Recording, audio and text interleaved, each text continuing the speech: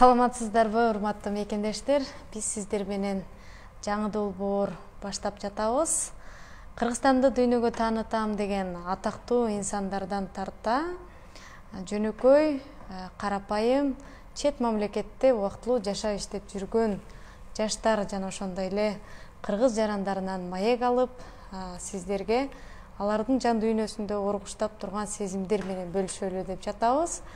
Бүгүн бизде конокто атактуу манасчы Дөөлөт Сыдыковдун жубайы Ырыс Окенова эжекебиз келип отурат. Куш келдиңиз, эжеке. Кандайсыздар? Жакшы, рахмат. Мен сизди тааныштырып кетсем, биздин чакан аудиторияга, биздин досторго, урматтуу мекендештер, Ырыс эжекебизди менден жакшы таанысаңыздар керек. Мен негизинен эле эжекени жакындан Дөөлөт аганын, Дөөлөт Сыдыковдун жубайы деп тааныдым, бирок буга чейин ошол президент жана Бомуш деген биринчи тасманы тарткан экен. Жана ошондой эле Акшооло телесериалын тартып, улуттук телеканалда КТРКда 20 жылдай иштеп, өзүнүн эмгегин сиңирип, кыргыз элине ополтоодой кызмат кылган эжекебиз Москва шаарына келди. Кош келдиңиз, эжеке. Чоң рахмат, кубанычтамын. Рахмат чакырууңуздарга. Сиздер менен ушинтип жолугушуп, маектешип жатканыма да абдан кубанычтамын. Буюрса келип алдык. Мен негизи эле ушул соңку 2 жыл аралыгында түз эфир менен ушул биздин мекендештерге бөлүшүп, өзүмдүн жеке көз карашымды, пикирлеримди айтып келем.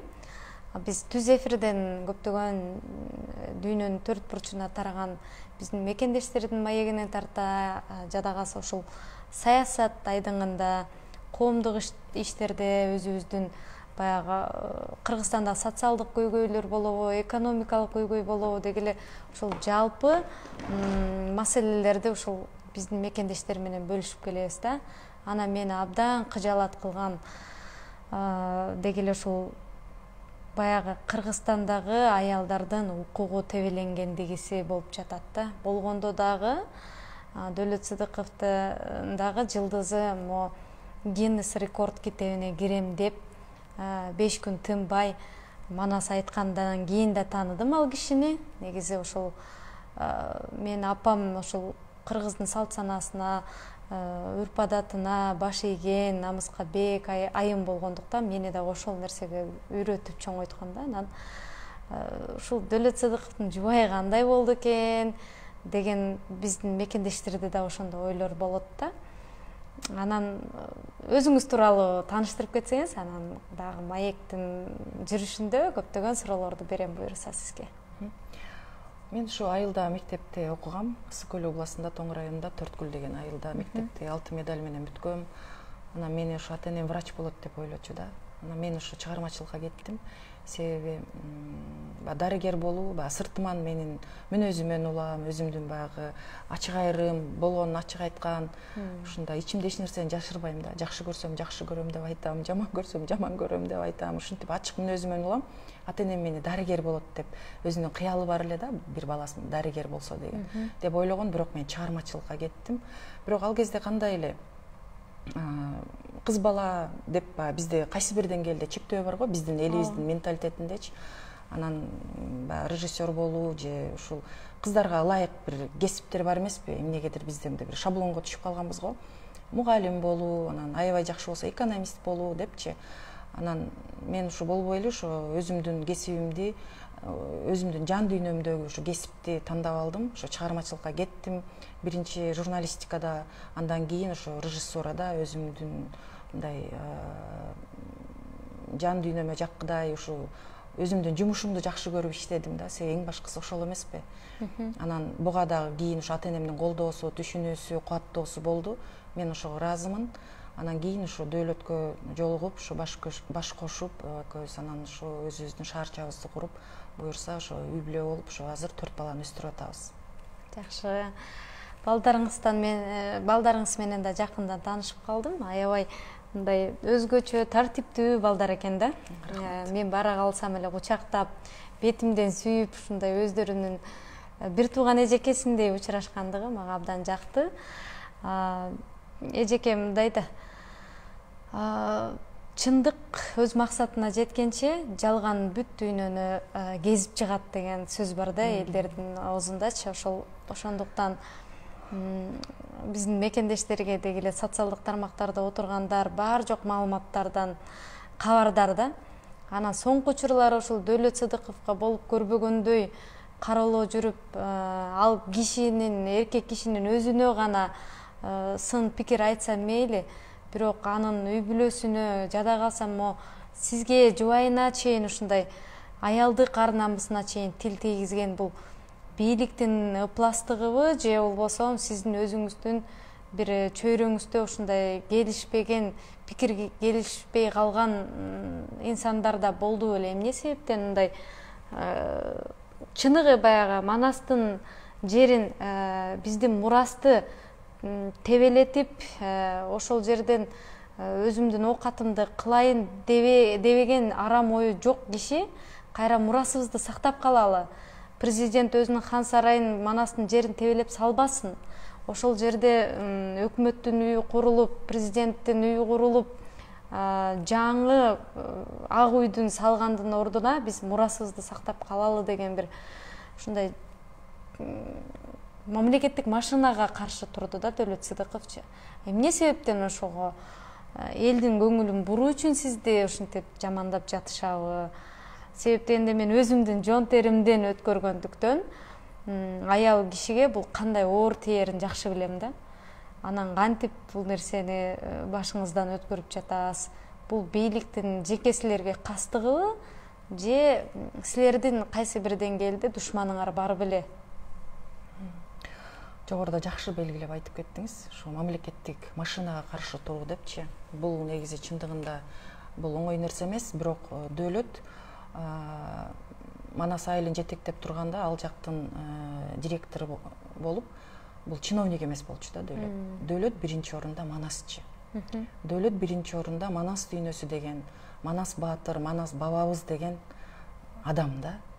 Дөөлөт чынчыл адам, Дөөлөт калыс адам. Үйдө болобу, көчөдө болобу, коомдо каякта болбосун Дөөлөт чындыкты гана айтат. Калыс да. Ошон үчүн Канданбектен Тайманбай деп коет эмеспи? Кайда болбосун болгон тууган арасында дагы Дөөлөт дайыма калыс болуп чындыкты айтат да. Анан мен булар ойлоду болуш керек, Дөөлөт мындай жетекчи, анан ушундай айтса алса болот, же мындай коркутуп койсо алса болот, же ошойдон айтпай кетип жоголот депчи. Жок, Дөөлөт андай эмес. Дөөлөт болгонун айтып, Дөөлөт үчүн эң биринчи орунда Манас. Себеби Дөөлөт чыныгы Манасчы. Аян алып 12 жашынан бери өзү айтып калат, мен ушу Манас дүйнөсү менен элге таанылып, Манас дүйнөсү менен киши болдум. Мен оозумда Манасым бар, мен калп айтпайм, мен бирөөгө кошомат кылбайм, мен оокатым өтө берет, мен эртең балдарымды ойлойм деп ошол бир нече көрсөткүчтөрдөн улам Дөөлөт ачык чыгып айтты. Биринчиден Дөөлөт өзүлөрүнө жакшы болсун деп айтты. Ушуну эч баамдай албай коюшту да. Мындай жамандык каалабай, мындай кылбагыла, атыңар тарыхта жаман менен калат, мунун арты жаман менен бүтөт деп жакшылык каалап айтты. Жана жалган маалыматтар жүрбөйбү? Кабыл албай койду, анан чакырсам келбей койду депчи. Чакырсам келбей койду деп. А чындыгында мына мен билем да, 3 ай бою кабыл албай койгон өлкө башчы. Себеби алабыз деген чечим чыккан. Алууну гана көздөп калган ошол жерди. Дөөлөт ошого кайгырып жүрдү, ошого капа болуп жүрдү. Мындай болбошу керек эле, бул киши өзгөрүлүп таанылбай калды депчи президентти. Анан негизи эми кандай бийлик болбосун, кандай чөйрө болбосун, ушу дайыма кошоматчылары, дайыма ушул бир пайда көрүп калайын деген, кызмат кылып калайын деген адамдар табылат экен. Биз дагы ушу коомдук биринчи каналда КТРКда иштеп жүрүп, ачык айткан учурларыбыз болгон. Баягы өзүңүз жакшы билесиз, мына чындыкты айткандар эч кимге жакпайт экен. Сиз да мына канча чындыкты айтып, мындай жанагындай каралоого да туш болуп, дагы күчтүү кыз экенсиз да, мындай айткандачы. Себеби мындай болуп атпайбы? Мамлекеттик машина эле жеке бир адамдардын эле жеке территориясына асылып, жекелигине өтүп, мындай абийирдик ар намысына шек келтирип, үй бүлөсүнө асылып, ошо чындыкты айткандардычы көрсө ачуу болот деген нерсени жон териси менен сезип атат да. Мен мындай өзлөрү бирок ошону логикага салып карабайт экен да. Эгер ал адамдын жекелигине өтүп эле асылып эле кайсы бир убакыт эле аны мынтип мындай жаманатты кылып бир каралап койсок эле ушу менен эле бир маселе чечилип калатпы деп ойлошпойт экен да. Бул мындай мамлекеттүүлүк же бир мамлекеттик кызматкердин көз карашындагы нерсе болбош керек эле да. Ушундан улам баягы мындай ой пайда болду да, Кыргызстан кандай абалда депчи. Кыргызстан кимдин колунда деп ойлонот экенсиң да. Себеби мына сиз жогоруда айттыңыз, мага карата болгон чабуулдучу. Эгер мисалы дөөлөт чындыкты айтты, анан эле үй бүлөсү, анан аялы деп мени каралап калгандан ошол Манас айылына болгон чындык чечилип, же мамлекеттеги кайсы бир нерсе чечилип, анан дөөлөт эле бузуп, анан аялы мен бир жакта турсам, анда мен макул элем, бирок андай эмес да. Чындык бойдон тура берет экен.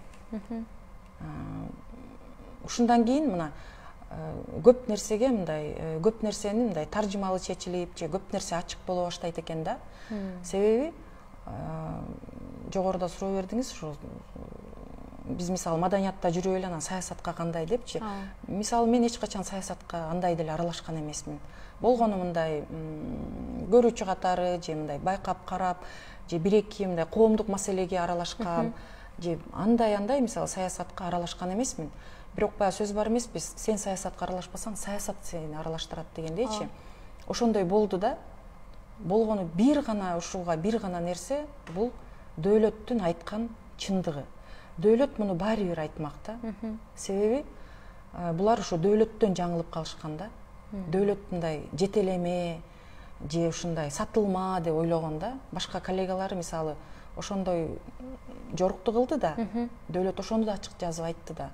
Анан бирок ошентип мисалы дөөлөт ошентип өзүнүн коллегаларынын, манасчыларынын арасында дагы кайсы бир буга чейинки көп окуялар болгон.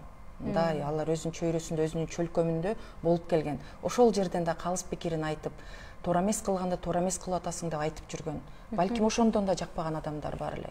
Анан КТРде иштегенде дагы биз мисалы Манас арага чыкпасын деп ачык айтып чыгып, кимдир бирөөлөрдүн куйругун бассак керек, түз эфирден ызычуу болгонубуз бар.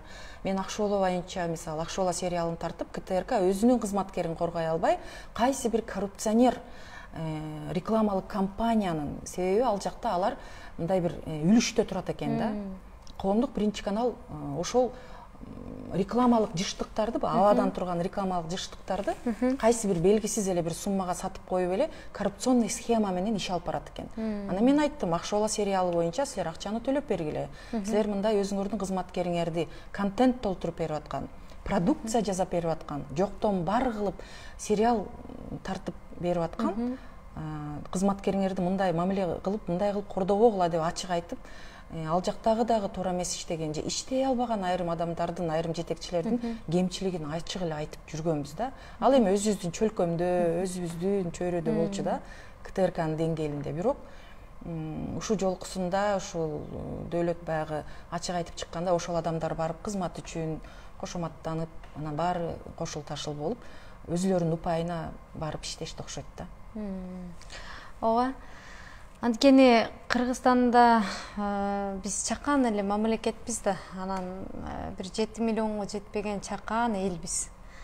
Бирок ошол жерден суурулуп чыгып, биздин чакан мамлекетибизди дүйнөгө таанытам деп аракет кылып аткан дегеле ошо Кыргызстандагы баягы мен көпчүлүк учурда Садыр Жапаровдун, азыркы президенттин өзүнүн кезинде жаштарга айткан сөзүн лозунг катарында колдонуп келем да.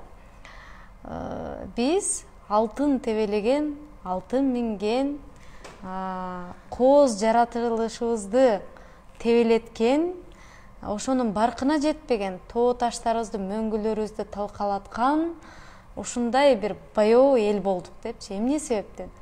Анткени баяу эл гана ушундай калптарга ишенет да. Өздөрү саясий аналитика жасай албайт. Анан бирөө келип алып, ой бунун деген жеке турмушу ушундай экен десе, ошого эле алаксып кетет да.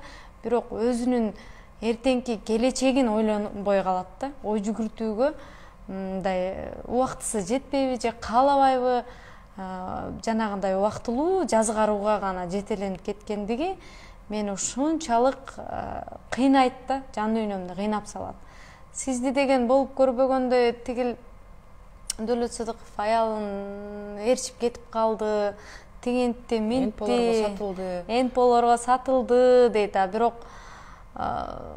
Бирок сиз Дөөлөт аганы ээрчип кеткениңиз менен тигилер ой жүгүртпөйт, сиз айтмакчы логикага туура келбейт. Эгерде Дөөлөт Сыдыков жакшы, аялы жаман болсо, анда демек Дөөлөт Сыдыковдун айткан сөзү туура экен да, деп атпайсызбы сиз делечи? Анан мен сурайын дегеним, Кыргызстандан ошол чыгып кеткенге эмне себеп болду? Мындай көпчүлүгү жакындан билбейт да, анан сиздин оозуңуздан сурап билейин деп атам. Кыргызстандан эмне себептен ушундай үлкөн манасчы болгондо да 20 жыл ушинтип кыргыз элине эмгек сиңирген момундай чыгармачыл инсан чыгып кетти. Эмне себеп болду? Кыргызстан ушунчалык болбой калдыбы? Бул Манас айылынын жери өзү талашка түшүп, уже бир 3-4 ай Дөөлөт ошого мындай капа болуп жүрдү да. Ошол убакыт аралыгында уже көп окуя болду. Анан эң эле уже жеткиликтүү болгону бул пистолет көтөрүп алып, кайсы бир кылмыштуу топтун өкүлдөрү болбосо алар мамлекеттик ал жердеги, мисалы Манас айылы иш башкармалыкка карайт да. Ал жака тиешеси жок адамдар, же бир чечим, же буйрук, же бир эч кандай бир кагаз жок эле келип эле ушул бул кандай да негизи? Биринчиден өзү Манасчыга келип атат. Экинчиден мамлекеттин жерине келип атат. Эгер алса бул бийлик Манас айылынын жерин чечим чыгарып туруп эле ала берсе болмок да. Бирок мындай ортодон будамайлап эле Дөөлөттү кыйнап алгандын кереги жок эле да. Ага чейин эле бир нече жүрүштөр болгон. Бирок мисалы мени ойлондурганы ушул Дамирбек Асылбек уулу жана Марат Турсунбеков деген адамдар эмнеге пистолет көтөрүп келет? Эмнеге Дөөлөттүн жанындагы баланын колу бутун кайрып, неге андайга барат? Ошол жөн гана Манасчы Манас айылынын жерин коргоп атса, жөн гана адамча сүйлөш, мыйзам, Дөөлөт өзү айтып аткандай, жетекчиси өзү айтып атат.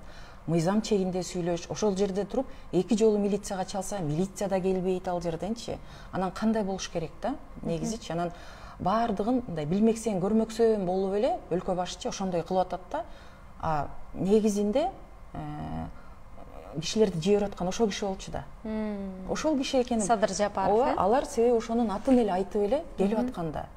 Анан бул мындай жаш баланы алдагандай, же бир мындай тамаша нерсе эмес да булчу. Мисалы бизге Дөөлөттүн амандыгы, Дөөлөттүн башына батырып көтөрүп жүргөн мурасы, айткан манасы бизге жакындарына, туугандарына баалуу. Анан кайсы бир түшүнүксүз эле бир мындай чөйрөнүн адамдарынын келиши менен бир алардын бир жосунсуз жоруктары же бир кайсы бир мындай жүрүштөрү аркылуу биз мисалы Дөөлөттү отко салып берчү адамдар эмеспиз да. Алар менен сүйлөшүп, күрөшүп 3-4 ай жүрдү. Акылга келсин деп, жакшы болсун деп, мындай Дөөлөт эч кандай мындай дайыма мындай баарына бирдей мамиле кылат жашоодочу. Мындай улууга да, кичүүгө да, тигинин колунда бар экен, бул колунда жок экен, тигил бул экен, ал экен дебейт. Дайыма бирдей мамиле кылат. Ошондо да айтты, бул мындай жакшылыгын каалап айтты да, жок, бул жакты тийбегиле болбойт, бул тарыхый жер. Бул жерди алгандан көрө, андан көрө өнүктүрүп салып койсоңор өзүңөргө жакшы, тарыхка атыңар калат. Мисалы мен Манасчы катары мен буга макул эмесмин деп айтып эле атты. Ошону азыркы СЭС Бишкектин баардык ушу башында турган жетекчилери билет. Алар дагы эч нерсе айта алган жок. Алар билет эле. Баары эле билет. Андан кийинки орун басары баары билет. Кагаз менен деле келип, ушу Дөөлөттү жиберишип эле ушундай бир көп мындай иш процесстер болгон да. Бирок ошолор бир калыс сөз айта алган жок. Алар да көрүп турат да, үстү жактан тапшырма болгондон кийин болду да, тапшырма болдубу? Бериш керек деп эле Дөөлөт байке сиз күрөшүңүз, Дөөлөт мырза сиз күрөшүңүз деп эле Дөөлөттү салып берип атты. Дөөлөт күрөшөт да. Дөөлөт болгону ачык айткан, чындыгында чындыктан коркпогон адам да. Анан бул жакта Дөөлөттү чет өлкөгө алып кетип калайын же бир мындай кылайын деген бул аялы же НПОго сатылып кеткен мен мындай бул жакта мен тиешем жок да. баягы жигиттин баягы сөз өлгөнчө өз өлсүн деп Дөөлөт көп айтат да. Дөөлөт айткан болчу. Мен ошо Манас деп жашайм, ошо Манас дүйнөсүнө аралашып мен ошо таанылып, ошо элге таанылдым. Ошо мен үчүн биринчи ошо Манасым, айткан Манасым, Манас дүйнөсү мен үчүн биринчи орунда турат депчи. Ошон үчүн бул эч кандай эч кимден тайманбай болгон чындыкты айтат. Анан баары бир чындык өз ордунда тура берет экен. Акыры ушул нерсеге баш ийип атышат окшойт. Ушу мага күнөөнү ой башташты да, анан негизи мындай болот эмеспи? Баары бир биз кыргыз болгондон кийин биздин менталитетке кайсы бир деңгээлде баш ийебиз кээдечи. Кээде. Мисалы мен үй бүлө катары дайыма Дөөлөттү биринчи орунга коем. Мен деле чыгармачылыкта жүрөм, бирок менин чыгармачылыгым мен дебейм да. Мен үчүн Дөөлөт маанилүү. Дөөлөттүн иши, Дөөлөттүн болгон иши, болгон чыгармачылыгы мен үчүн биринчи орунда. Мен Дөөлөт дегенде өзүмдүн чыгармачылыгымды, өзүмдү ырысмын деп деле унутам да. Себеби мен ушундай ортобуздагы сый мамиле, ортобуздагы баягы эр шаркак бир жылуулук ошого эле алып келет да. Башка эч нерсе жок. Анан мага да Дөөлөт ушу канча жылдан бери жашайбыз, мени Дөөлөт ушу Манас дүйнөсүн сыйлоого үйрөттү. Мага Дөөлөт улуттук баалуулуктарды сыйлоону үйрөттү. Кыргыз дүйнөсүн мага Дөөлөт терең көрсөтүп берди. Менин дүйнө таанымымды Дөөлөт абдан кеңейтти. Мен ошого терең ыраазымын. Мындай айтканда Дөөлөт менин устатым. Дөөлөт эмне деп айтса, мен ошого макул болуп ошону ээрчийм артынанчы. Себеби баягы кыргызда сөз бар эмеспи, баягы биринчи эр алдыда болуш керек депчи. Анан мен өзүм деле байкайм, ушу Дөөлөт эмнени айтса, ошону кылсам, ошол туура болот да. Анан баягы бизди билбей туруп эле биздин сыртыбыздан бычкан адамдарды көрүп, баягы мени абдан мындай эме көрсөтүп атышат да. Ошого мен мындай таң калам да. Ушу биздин коом макул бир чакан чөйрө, өзүлөрүнүн кызыкчылыгында, бийликтин кызматында, кайсы бир жагдайлардан улам ыплас иштерге барып бизди каралап атат деп түшүнөм. Бирок ушул нерсе, ушул тенденция уланып баратат. Мисалы мен сизге болгон каралоону көрүп, карап ойлочумун, бирок мындай жакындан сүйлөшүп, мындай болбогонго жөн гана нейтрально карачумун да. Баарын анализдегенден кийин, сиз менен жолугуп сүйлөшкөндөн кийин, мен мисалы кыз киши катары сиздеги тазалыкты көрдүм. Биринчиден, экинчиден чындыкты көрдүм. Үчүнчүдөн ошол ары жактагы кылып жаткан адамдардын ыпластыгын көрдүм. Балким деп ойлойт экенсиң да. Ачык сөз да, мында Кудай алдында. Биз балким ушул жагдайга түшпөгөндө дагы көп нерсени билмек эмеспиз да. Анан ошол себептен дагы ойлонот экенсиң да, коомчулук же билбей жаткан адамдар кайсы бир күнү аларга чындык жетет деп ойго келет экенсиң дагы. Болгон ошол ыплас иштерге барып аткан канча бир эле саналуу адамдар да ошолор мындай туура эмес иштерге барып атат да. Бирок ошол жагдайдан дагы менде бул нерсе бар да. Дөөлөт менен мырзалык бир мындай сапатты кармап, мамлекеттик кызматкер деген мамлекеттүүлүктү кармап, ошол деңгээлде гана сүйлөшө алышкан жок. Булар ыпластыкка барды. Булар мага аял кишиге асылды да. Анан бул нерсе кайсы тараптан караса дагы, кайсы критерий менен караса дагы акталбайт да. Мейли азыр карасам дагы, балким бул актуалдуулугун жоготкон 5 жылдан кийин же 5 айдан кийин, 5 күндөн кийин дагы бул нерсе баягы өзүнүн ыплас деген категория менен гана тура берет деп мен ишенем да ушул нерсеге. Туура айтасыз. Жанагы айтып атпаймынбы, мен ошол Дөөлөт Сыдыков аркылуу сизди тааныдым депчи. Негизи эле ошол улуттук телеканалга телесериалдарды тартып берип, элдердин бир жан дүйнөсүнө бир азык кылып даярдап берген экенсиз да. Анан чын эле эмне себептен ошол чындыкты айтып койгондорго бул бийлик мынчалык эрегишет? Мен дайыма айтам да, эгерде мен айтып жаткан сөзүм туура эмес болсо, анда эмнеге ушунчалык фейктери, жанагындай күрөздөй болгон жаштары былтыйып жанагы жугундуга тойгон күчүктөй болуп арылдашып асылышат да. Демек териккенине караганда биз чындыкты айтып жатабыз. Анткени чындык гана адамды ушунчалык чычалата алат да. Анан болгондо да силердин 4 балаңар бар. Ана силердин үй бүлөңөргө чейин асылганы, демек бул жерде чоң сыр жатат. болгондо да куралчан кишилер келип алып Садыр Жапаровдун атынан келдик деп, анан кийин ушундай бир кыргыздын мурасын сактайм деген кишини коркуткандыгы, бул жеке менин аялдык ар намысым асылгандан да ыпластыктан экен. Силер балаңар бар да, балдарыңар бар, ал балдар бул Кыргызстандын келечеги. Демек, ушундан эле бүтүм чыгарса болот. Урматтуу мекендештер, биз ырыс эже экөөбүз олтуруп алып, кайсы бир чөйрөнү, кайсы бир инсандарды жамандаш үчүн эмес, сиздерге чындык жетсин деп атабыз. Мына ырыс эжекебиз менен таанышып калганда айтып атат, сен деген ошо кенедей эле чакан кыз экенсиң. Бирок биз сени сырттан таанып жүргөндө эмне себептен мынчалык чырылдап атат деп ойлочу элек деп. Бирок көпчүлүк учурда маани бербегендигин деле деп мага айтышты да. Бирок өздөрү Кыргыздын жерин сактап калам дегенде бийликтин кандай гана ушундай эпластыгын, кордугун көрүштү. Чет мамлекетке тентип кеткен миллиондогон мекендештердин катарына кошулуп калды. Бирок биз сыймыктанган Манас, ошол дакансалардын көпчүлүгү айтып калды, биздин ханыбыз деп. Чыныгы хан, чыныгы өлкө башчы, үзүлгөндө улаган, чачылганды жыйнаган, курама жыйнап журт кылган, кулалы таптап куш кылган деп мен апам көпчүлүк учурда айтчу да. Чыныгы президентке таандык сапат ошондой болуш керек. Анан өзү Фейсбукка кирип алып, жана 30 группаны башкарып, анан WhatsApp'тан элдерди башкарып, планшетти карап отурган адам, мен сый урматым жок андай инсангачы. Мейли болуп тур, аны өзү айтмакчы. Баягы 30% шайлоого келген адамдардын ичинен бюджетниктерди кошкондо 80% шайлаптыр. 3 миллиондон ашык шайлоочу бар элден 1 миллиону шайлаптыр. Демек, 3төн 1 бөлүгү эле шайлаган инсан өзүн өзү мен өлкө башкарам деп мактанып жатат да. Ушу Бактыбек Калмаматов бир ирет айтты эле. Азыркы президент криминалдын заложниги, туткуну болуп калды депчи. Дал ошол криминал эле келип коркутпаса, башка бирөөлөрдүн адамдык ар намысы чыдабайт да мындай улуу кишилерге сөз айтканга. Кийинки максат кандай болуп жатат деги эле ушул адилетсиздиктерден улам кандай мындай жыйынтыкка келдиңиз, элге эмнени жеткиргиңиз келет, ошону айтсаңыз.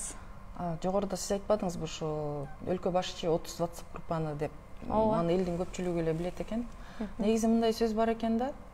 Бай кедей болуп калса 7 жыл кедей, бай кедей болуп калса 7 жыл бай экенин унутпайт экен да, баягы өзүнүн күнүмдүк жүрүш турушундачы. Кедей бай болсо ал дагы 7 жыл унутпайт экен да, баягы кедейлик привычкалар кармай берет экен да. Бул дагы бир сөз менен айтылат. Көнгөн адат калабы, уйга жүгөн салабы дейт го. Ошол сыңары бул киши өлкө башчысы болгондон кийин өлкө башчысындай мындай бир имиджи болуш керек эле да.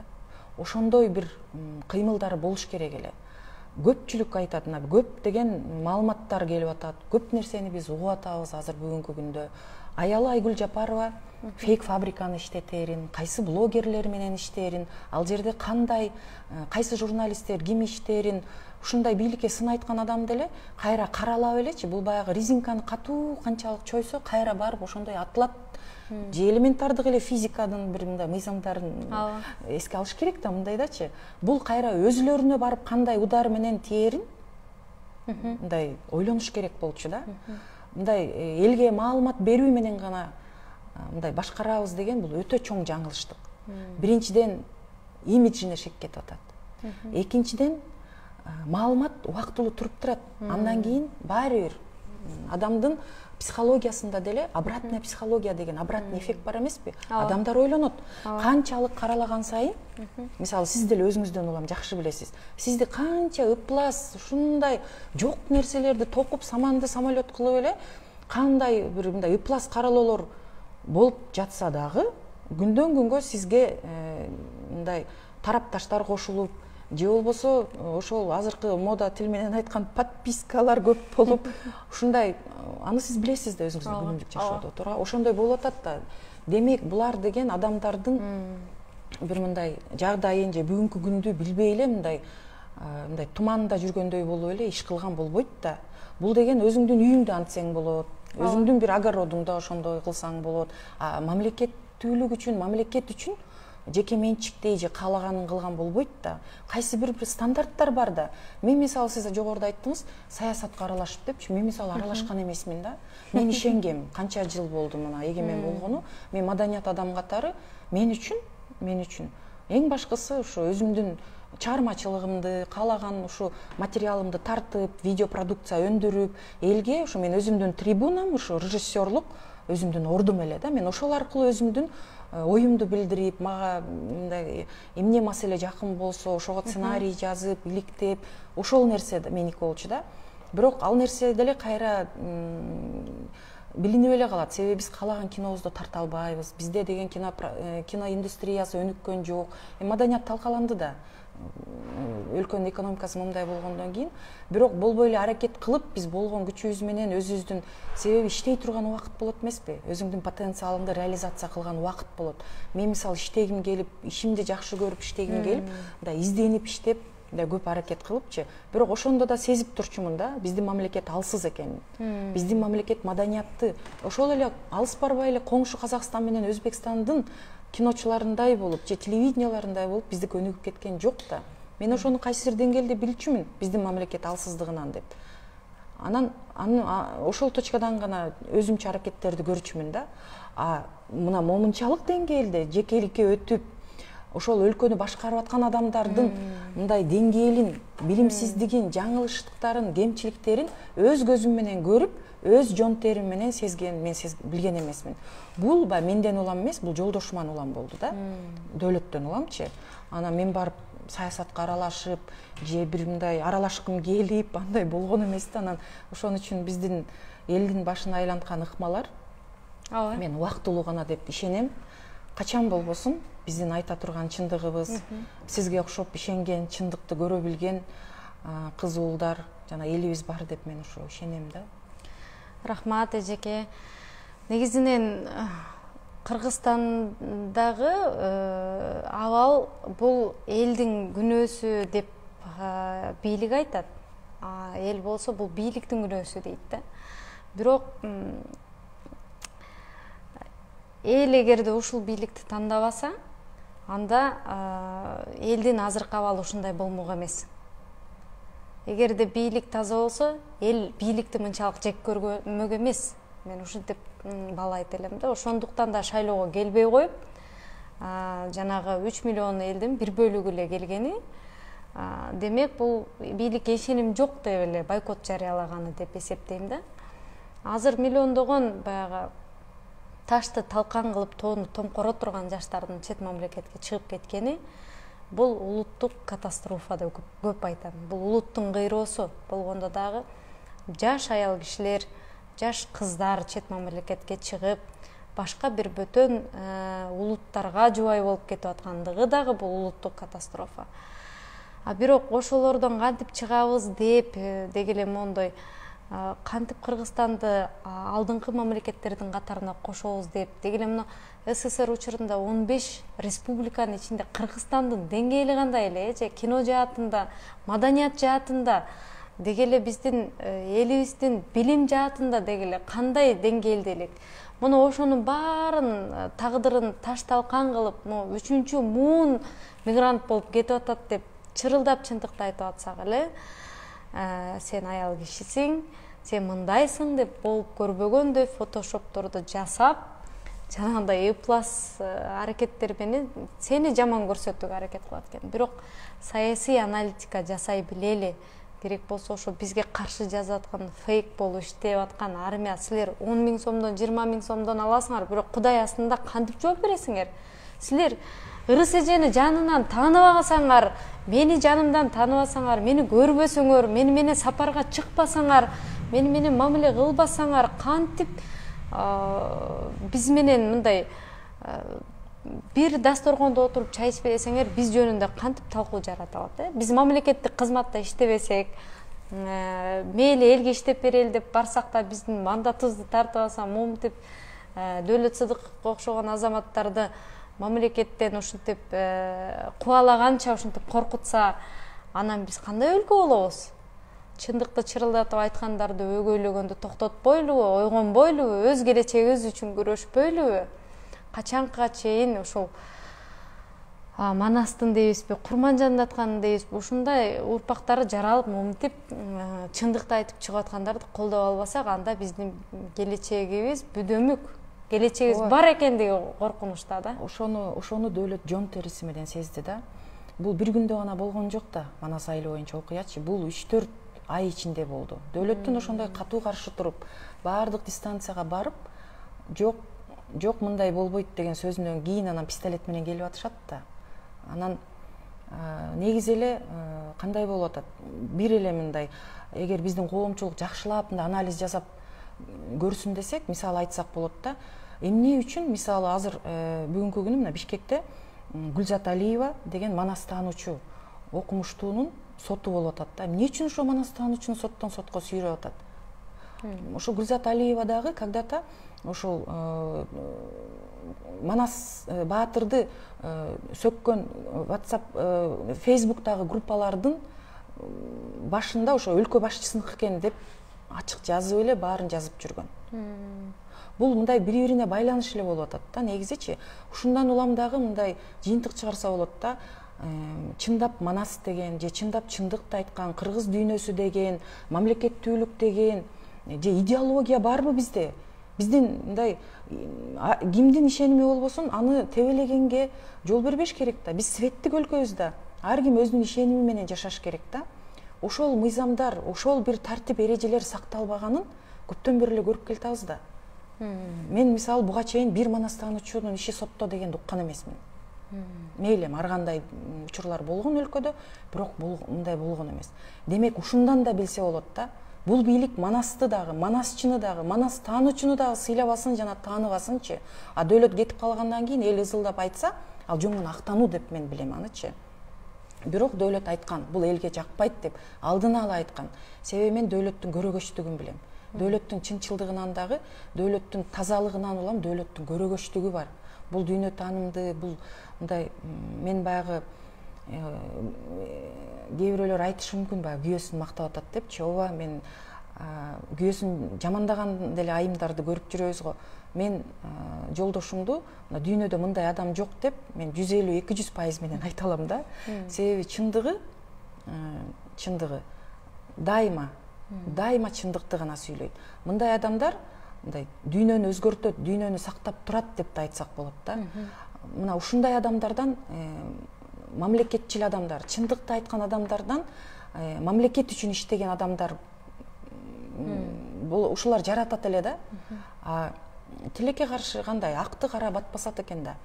Тилекке каршы кара күч, мындай кайсы бир ыпластык менен анан жеке нерсесине асылуу менен гана үстөмдүк кылуу, бул ушул учурдагы бийликтен көрүп атабыз да. Анан мен дагы бир баса белгилеп айткым келет, ушул жанагы иштеткен өзлөрүнүн фейк фабрикалары менен жазып атат да, чыныгы манасчы качып кетпейт, анан мындай депчи. Ушу менен ойлоп атышат, ушу манасчынын ар намысына ушундай мындай тийип, бир мындай намысын козгойбуз депчи. Адам ыплас жерден кетет. Кетип калат. Кетип калыш керек. Италиялыктардын да бир жакшы сөзү бар да, пауза кармаш керек депчи. Ысык эмес, муздак болуш керек жообуң деген италиялыктардын сөзү бар да. Мындай ыплас жолго барган, же сенин өмүрүң бир эле ок турат деген мындай бир кара күчтөрдүн бир мындай жоруктарына теңелчү адамдар эмес биз да, бизчи. Өзлөрүнүн каалаганын кылып, элге жүзү ачылып, ушул чындап эле ушул кара күч менен, ыпластык менен, калп менен, алдоо менен болуп атканы кайсы бир күнү ачылат деп мен ишенем. Себеби жөн жеринен эле манас деген адамды каралап, жекеликке чейин мындай туура эмес болду да. Негизи мындай болбойт. Бул туура эмес да. Кайсы кылым болбосун, мамлекетти башкарууда, кайсы доор болбосун, мындай болбойт эле да. Бул алгачкы коомдо да мындай болгон эмес болуш керек да.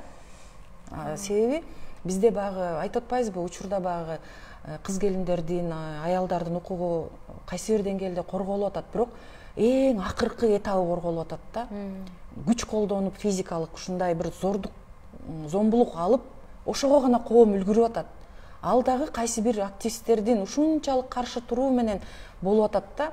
А негизи ар намыска шек келтирген, жалган маалымат таратып, айымдарды укугун тебелеген, айымдардын ар намысын тебелеген дагы мындай болбойт.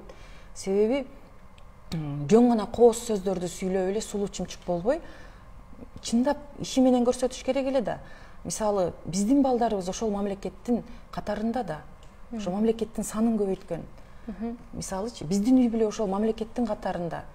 Мейли биз маданиятка салым кошуп, биз мындай коомдук иштерде жүргөнбүз, мындай волонтерлук жумуштарды кылганбыз.